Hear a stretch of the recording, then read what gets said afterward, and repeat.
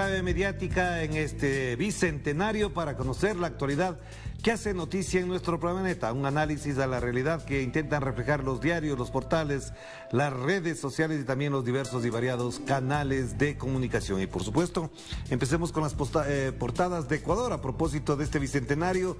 El Universo, que dice: exposiciones abiertas en el Palacio de Cristal. Telesur la suspendió y no pasó absolutamente nada.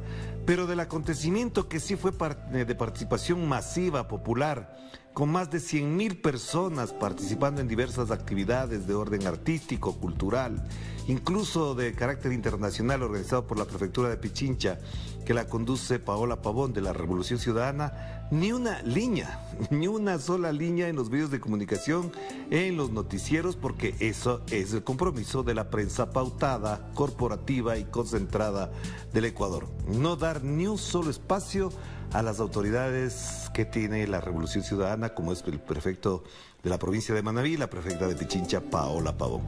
Pero claro, tienen que hacer el análisis del señor Guillermo Lasso. ¿Qué tiene aquí? 3 actividades marcan la agenda de hoy del primer mandatario, entre las cuales está su primer informe a la nación ante la Asamblea Nacional. ¿Qué dirá en el informe a la nación? Pues me remito a los hechos. Cada vez que sale en público, o miente o dice verdades a medias. Así es. El Diario Expreso, en cambio, de Guayaquil, también dice: homenaje al legado a la libertad, un poquito más atento al acontecimiento, pero el titular principal: las 9 masacres en las cárceles aún sin acusados. Pero si el principal responsable es el Estado ecuatoriano, y quién es el jefe de Estado, ya sabemos quién es en el Ecuador, y no se dice absolutamente nada. 9 masacres en las cárceles, 5 de ellas solamente en el gobierno del señor Guillermo Lasso Mendoza, y de eso no pasa nada. De 59 denuncias iniciales hay 19 en etapa de instrucción fiscal. Claro, la fiscal Diana Salazar, colocada por el señor Lenin Moreno Garcés, y no es que estoy exagerando, es que él mandó la terna para que sea la señora Diana Salazar, pues no pasa nada, no hace nada. En cambio, si fuesen otros casos, como detener a dirigentes sociales, activistas sociales y políticos, inmediatamente los mete presos. Pero los responsables de estas masacres en la impunidad. Avanzamos. Publimetro, a propósito de varios elementos de análisis también. En Colombia rondan los fantasmas violentos de las elecciones pasadas, dice Publimetro. Después de las denuncias de candidatos sobre presuntos atentados, hablamos con un experto quien advierte sobre problemas de seguridad que se asemejan a los de hace más de 30 años en Colombia. No se olviden que este domingo se elige en primera vuelta, si no hay necesidad de una segunda, quedaría ahí, se elige al presidente de Colombia. Y digo presidente porque no hay candidatas mujeres que puedan optar por ese puesto, dadas las encuestas y las condiciones actuales de la lucha electoral. Veremos más elementos más adelante.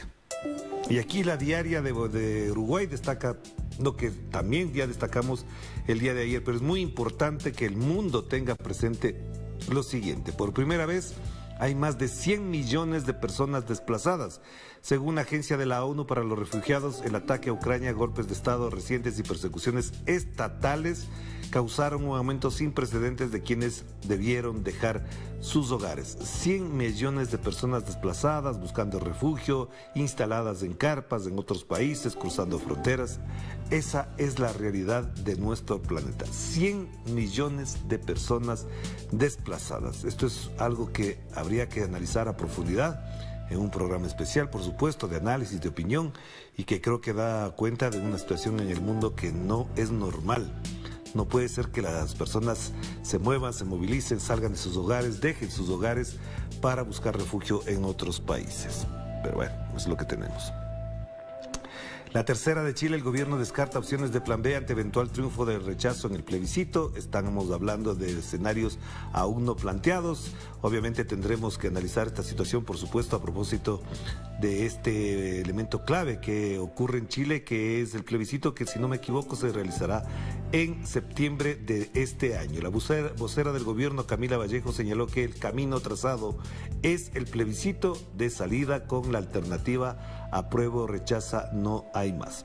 Evidentemente hay un gran debate en Chile, o vamos a tener estos días a Carol Cariola de Chile en el programa En Clave Política para tenerla analizando esta situación. Así que estamos pendientes de su voz, de su pensamiento y su reflexión. Una importante figura política de esta nueva generación de políticos en Chile.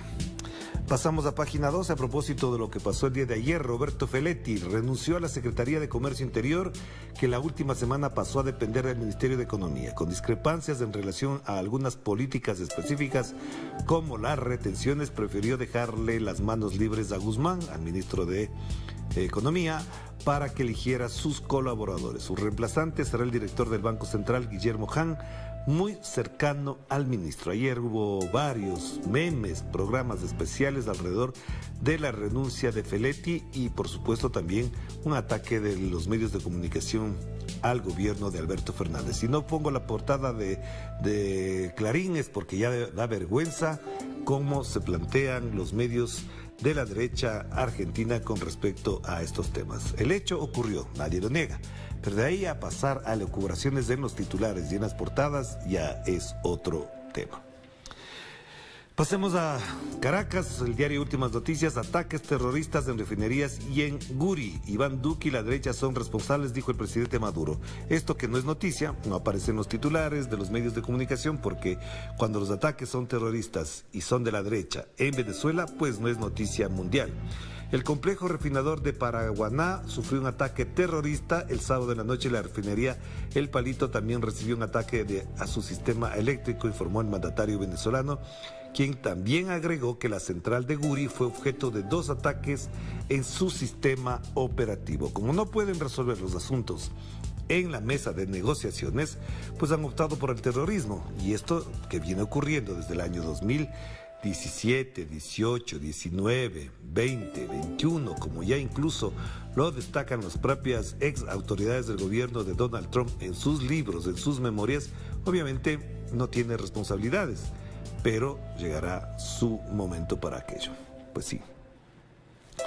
Pasemos. La Jornada de México, aquí algo muy importante: sacuden al mundo 4 crisis a la vez, dice el foro de Davos. Ustedes saben que ese foro es de esas personas que tienen mucho dinero, que tienen mucho poder político, económico, y dicen completamente así: riesgo de recesión si no se resuelven las 4 crisis. ¿Cuáles son? Agobian la inflación, la alza de los energéticos, la pobreza alimentaria y el cambio climático, que es lo que se discutió y que se planteó.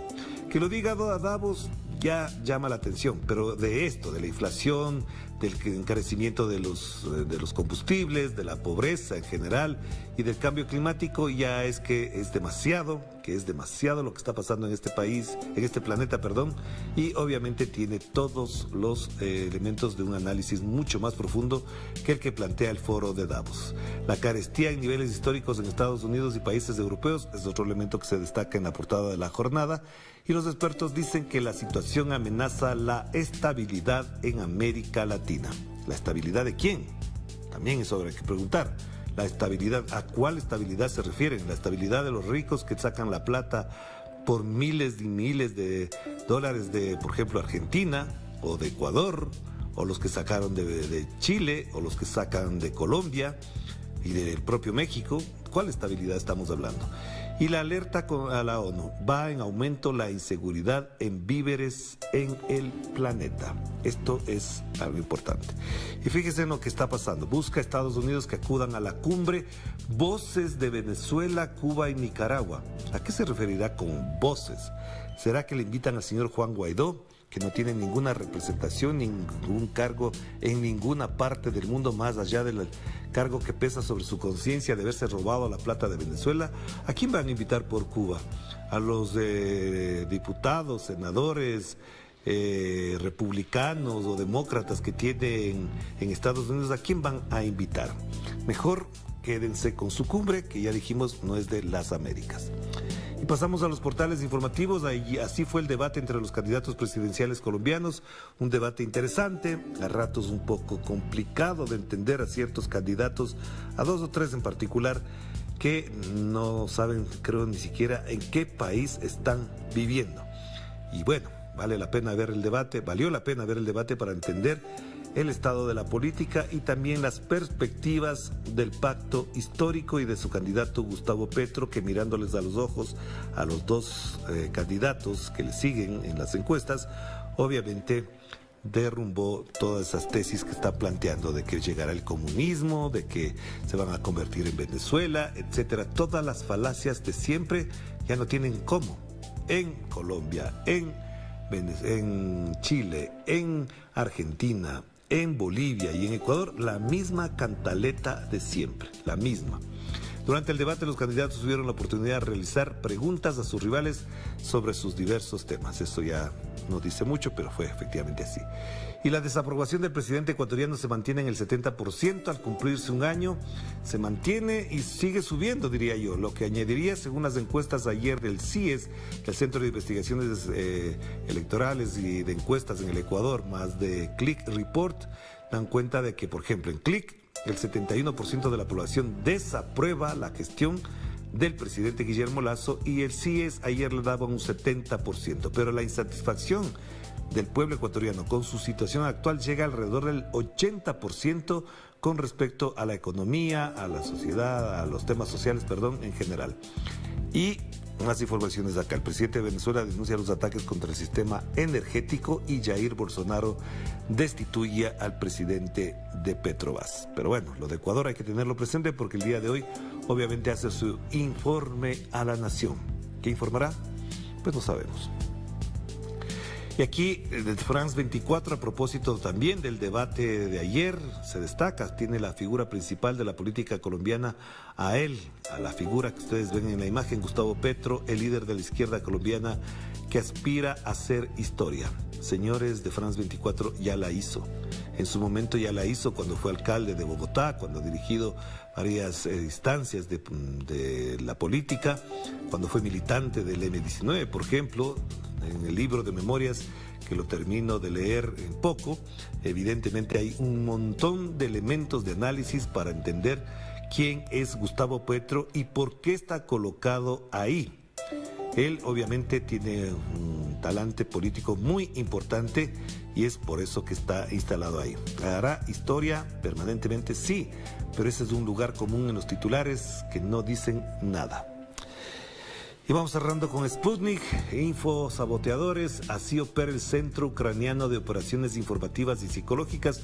Esta fue una denuncia que circuló en los medios que no están censurados y que evidentemente también el propio presidente Vladimir Putin de Rusia lo denunció, que es un ataque informático permanente. Ayer en este programa lo difundimos y este es el Centro de Operaciones Ucraniano para Ataques y Operaciones Informativas y Psicológicas. Les invito a leer esto. Si usted accede a la página web de Sputnik, que no está censurado, usted puede acceder, lo podrá leer a cabalidad. Y cerremos con la agencia EFE a propósito del debate de ayer, que llamó la atención, por supuesto, a todos los sectores que están involucrados y atentos a lo que pasa en Colombia este domingo 29 de mayo. El titular de la agencia de EFE dice: Colombia entra en la semana decisiva de una turbulenta campaña presidencial. Se acordaron de la campaña presidencial y ustedes pueden ver ahí al señor Fico Gutiérrez y al señor Gustavo Petro. Fico Gutiérrez, que obviamente representa al uribismo y a la derecha extrema de Colombia, que en el debate pues dijo muy poco. La verdad que no se entiende mucho cómo la derecha apoya a una persona que incluso a sus propios intereses no les da el valor que tiene. Es decir, una derecha más sólida, más preparada, más capacitada, podría incluso rebatir de otra manera postulados que la propia derecha defendida por el señor Fico Gutiérrez se queda corto frente a eso. Pero bueno, ahí estamos, no avancemos. Hagamos la pausa, volvemos enseguida.